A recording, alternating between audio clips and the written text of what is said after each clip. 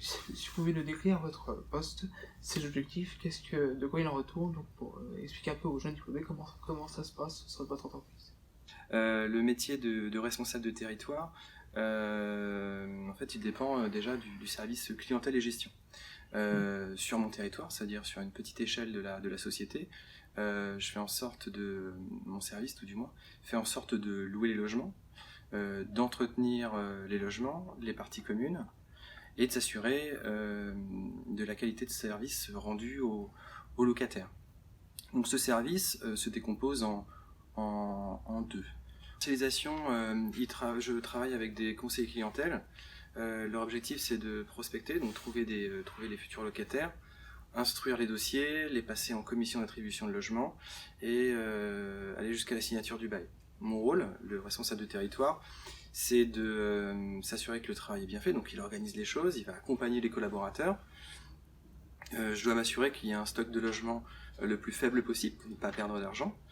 Je dois m'assurer que les procédures sont respectées, que la réglementation est respectée, notamment ce qu'il y ait de la mixité sociale au niveau dans nos bâtiments, qu'il y ait des actifs, des retraités, des étudiants et du public modeste.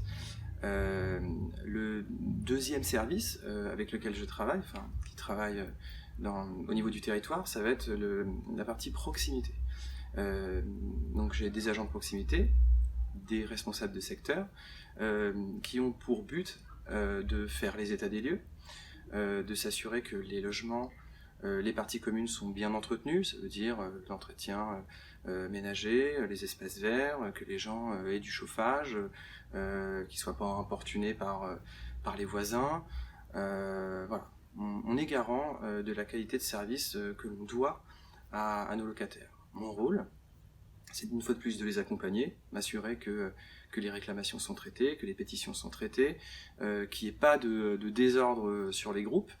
Bien sûr aussi, je surveille les dépenses. Voilà. Mon rôle, c'est vraiment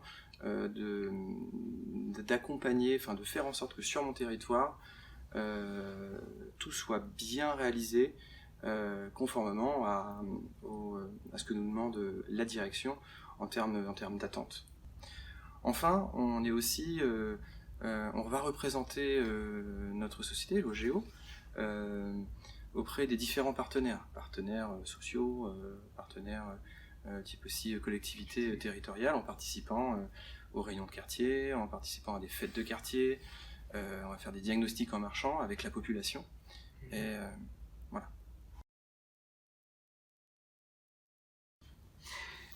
Est-ce que vous est possible de me décrire un petit peu les points positifs selon vous, les points négatifs de votre métier? Alors, les points positifs, voilà, c'est la richesse, c'est le fait que ce soit très diversifié, que les journées passent vite, voilà, extrêmement vite. C'est les rencontres, après, faut aimer les gens, quoi. Ça, c'est vraiment quelque chose qui est, moi, qui est important. C'est le côté humain qu'on peut avoir avec les locataires, avec ses collègues, avec ses agents, et que ça tourne. Ça, je trouve que c'est extrêmement positif d'arriver dans un travail arriver à cumuler ça. En tout cas, moi, c'est ce qui me convient. Au niveau des points négatifs, la diversité, la richesse, le fait qu'il y ait beaucoup de choses à faire, parfois c'est le détail. Ça veut dire que on nous demande de faire énormément de tâches, et ça, franchement, c'est super, c'est très valorisant.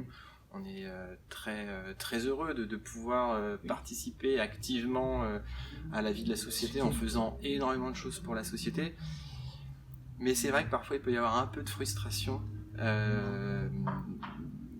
quand on a effectivement beaucoup d'exigences, d'arriver à systématiquement aller vraiment dans le détail des choses. Mais bon, il y a des agents pour aller dans le détail, pour nous aider, mais c'est vrai qu'on ne peut pas être partout. Non, il faut faire, pour le coup, vraiment confiance à tout le monde.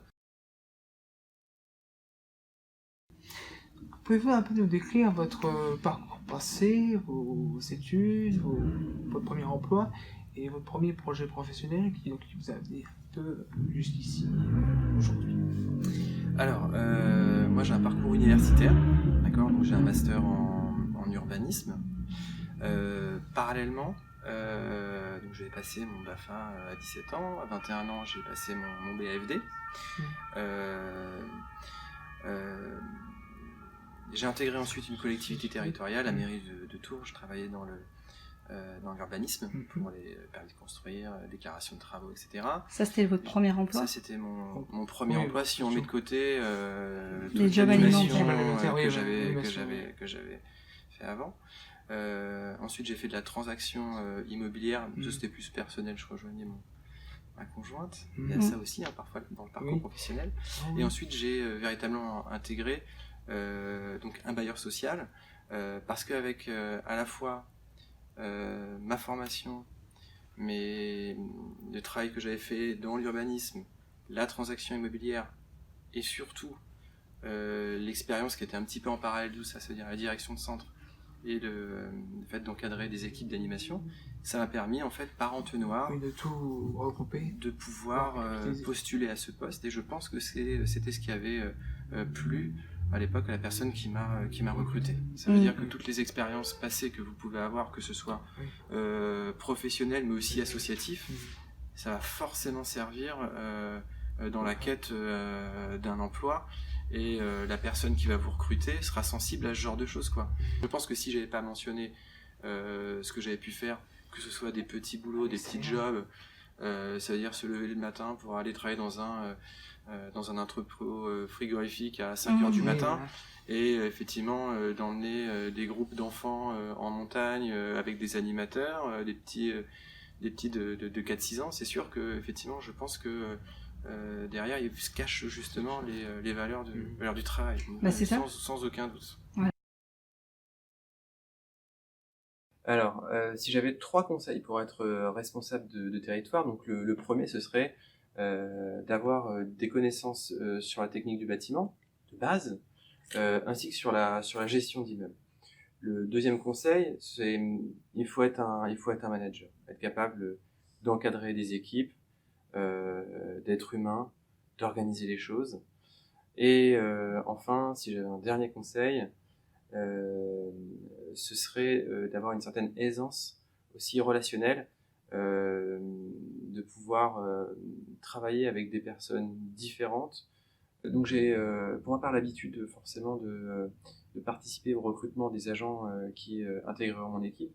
Et c'est vrai que j'accorde quand même beaucoup d'importance déjà à la tenue des personnes, la manière dont ils s'expriment. Et tout de suite, s'il y a du feedback qui s'installe, ça veut dire que si vous sentez bien la personne, si personne comme ça, vous pouvez vous dire est-ce que je peux lui faire confiance. Par la suite, j'aurai d'autres critères en période d'essai, ça va être effectivement le côté volontaire, dynamique, rigueur. Voilà, ce seraient mes principaux conseils.